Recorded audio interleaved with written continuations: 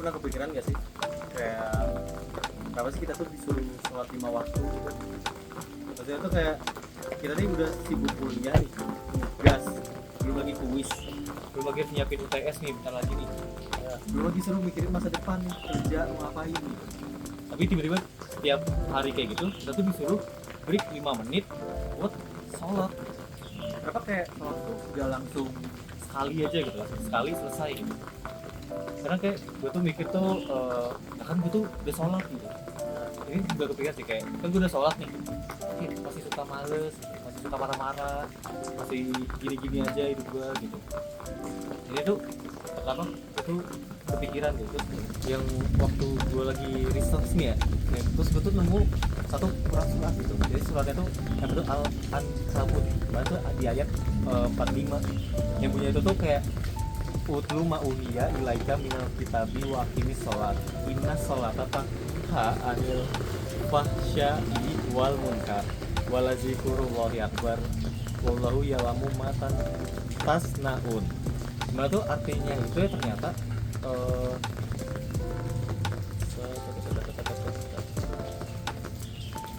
yang dimana tuh sebenarnya tuh artinya itu bacalah apa yang telah diwahyukan kepadamu yaitu Al-Quran dan dirikanlah sholat. Sesungguhnya sholat itu mencegah dari perbuatan keji dan munkar, dan sesungguhnya mengingat Allah adalah lebih besar keutamaannya dari ibadah-ibadah yang lain, dan Allah mengetahui apa yang kamu kerjakan. Berarti nih ya, kalau misalnya aja nih sholat kita itu bener nih, terus kita juga pas ngelakuinnya itu bener-bener banget, khusyuk banget nih, kayak kita tuh merendahkan diri banget nih kepada Allah karena kita tuh cuma makhluk gitu. Tapi walaupun nih kita bisa udah ngelakuin ini, tapi kelakuan kita tuh masih suka bohong, masih suka ngomong kasar, masih nyontek tugas, nyontek UTS, masih males-malesan ya. Mungkin aja nih, sholat kita tuh masih belum ngaruh gitu di hidup kita gitu. Sholat itu tuh harusnya tuh bukan cuma gerakan rukuk, sujud, berdiri, sama takbir, bukan cuma naik turun doang gitu. Tapi kita tuh yang momen sholat itu tuh momen kita tuh ngobrol sama Allah gitu. Bayangin nih, yang 5 kali sehari lu tuh disuruh curhat sama Allah, tapi pas lu nyamperin nih, lu tuh cuma malas-malasan, lu malah mikirin dunia gitu, apa-apa dunia gitu. Seharusnya tuh lu minta arahan, minta ketenangan dari yang maha tahu semuanya nih, kita malah mikirin dunia gitu. Seharusnya tuh sholat kan berpengaruh nih ke perilaku kita tuh sehari-hari gitu. Kalau bisa kita ngelakuinnya bener 5 kali sehari nih. Tapi faktanya tuh ya, malah kita tuh sering lihat orang yang sholatnya rajin nih, di depan nih sholatnya rajin nih, ke masjid terus dia sholat gitu. Ada terus lah, walaupun di akhir atau di awal gitu. Tapi kelakuannya tuh masih enggak gitu, ucapannya tuh masih pedes gitu, akhlaknya tuh masih kasar, masih sering ngelakuin kayak dosa tapi kayak ngelakuin itu nggak merasa bersalah gitu. Kok bisa gitu, kok bisa gitu. Mungkin nggak, kadang itu mikirnya tuh itu sebenarnya bukan salah sholatnya, bukan salah sholat 5 waktu, tapi salah di mana cara dia tuh ngelakuin sholatnya nih. Mungkin dia ngelakuin sholat itu kayak belum maksimal, nggak bener-bener dirasapin setiap gerakannya, setiap bacaannya tuh dia tuh nggak meresapi apa-apa yang dilakukannya. Mungkin itu tuh kadang yang bikin sholatnya tuh merasa kayak percuma gitu. Gue tuh pernah ketemu nih hadis waktu lagi nge-search ini yang nyelakit nih, lumayan nyelakit juga menurut gue nih. Soalnya yang ngucapin itu kata itu Nabi Muhammadnya langsung gitu. Yang dia tuh bilangnya tuh siapa yang sholatnya itu tidak mencegah dari perbuatan keji dan mungkar, maka tidak bertambah baginya dari Allah kecuali makin jauh. Kayak walaupun sholat tapi nggak mengurangi tindakan dosa itu, malah nggak makin dekat sama Allah, malah makin jauh gitu. Walaupun katanya itu hadisnya itu masih lemah gitu, masih banyak hal-hal yang belum terbukti faktanya gitu. Tapi menurut gue sih ini relevan ya, agak masuk akal deh gue.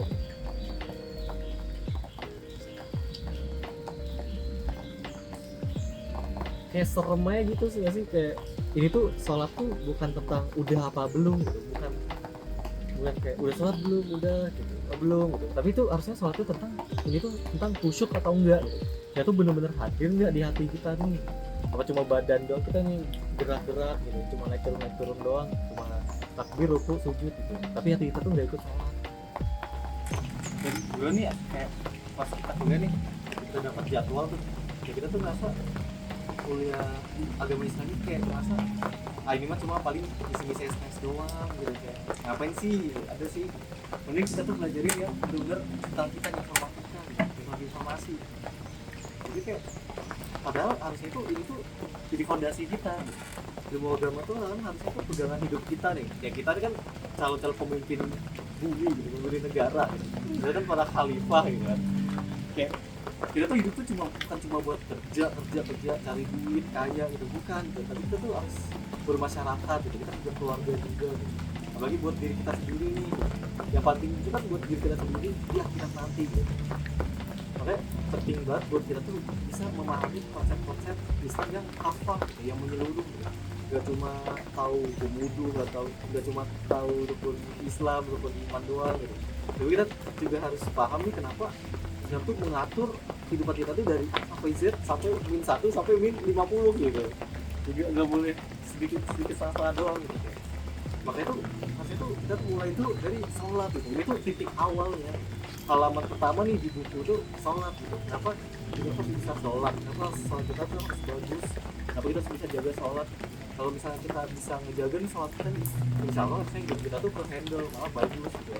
Bayangin aja nih ya, kayak sebagai mahasiswa nih kita tuh harusnya bisa jadiin sholat itu tuh apa ya, jadi refleksi gitu. Jadi cara kita tuh melatih diri sendiri gitu. Kayak misalnya lama-lama kita tuh bisa melatih mental disiplin untuk cara kita belajar nih, cara kita kerja, ngatur waktu, sama nge-treat orang juga bisa gitu. Terus ngejaga juga gitu. Sama kayak misalnya kalau misalnya kita terbiasa untuk sholat tepat waktu gitu, itu tuh bisa jadi latihan kita untuk disiplin tepat waktu juga gitu. Dalam waktu itu bisa jadi latihan juga gitu. Kalau aja nih ya kita nge-seriusin sholat tepat waktu gitu, pasti efek itu bakal luas banget. Kayak bayangin nih, kita subuh bangun pas kayak langsung azan baru berkumandang 0,1 detik langsung bangun gitu.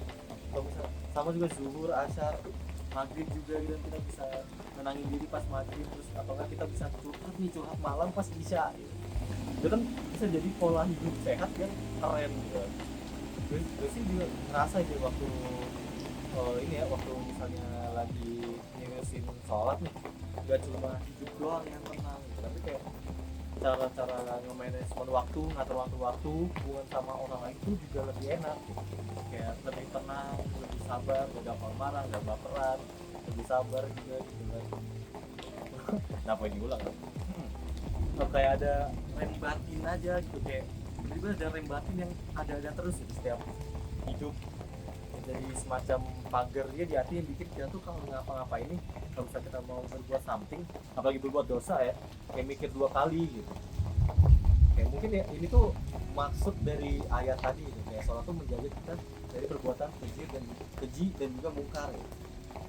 Jadi intinya tuh ya, harusnya tuh kita tuh kalau misalnya pengen akhlak kita tuh bagus, pengen jadi orang yang beda gitu, yang lebih tertata, lebih disiplin nih, bisa mulai dari sholat juga. Jadi kita tuh gak cuma pinter nih, gak cuma bisa mikir, gak bisa ngerjain soal doang, tapi juga bisa disiplin waktu dan seriuskan apalagi ibadah kita nih, ini kan hubungannya sama akhirat gitu. Sholat, mulai dari sholat harus bagus. Kalau misalnya kita mau hidup kita bagus, sholatnya juga harus bagusin dulu tuh mulai dari situ. Tapi nggak cuma tepat waktu doang, nggak cuma ngerjain doang, tapi harus khusyuk, harus bermakna nih sholatnya.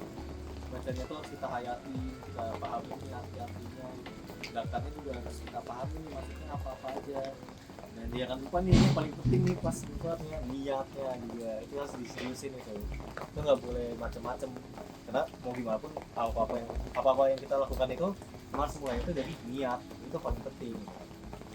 Sholat tuh bukan cuma sekedar ibadah, tapi sholat itu jalan menuju akhlak mulia gitu. Harusnya itu tuh bisa jadi cara kita mungkin ini bisa jadi cara kita tuh mulai memperbaiki sholat gitu.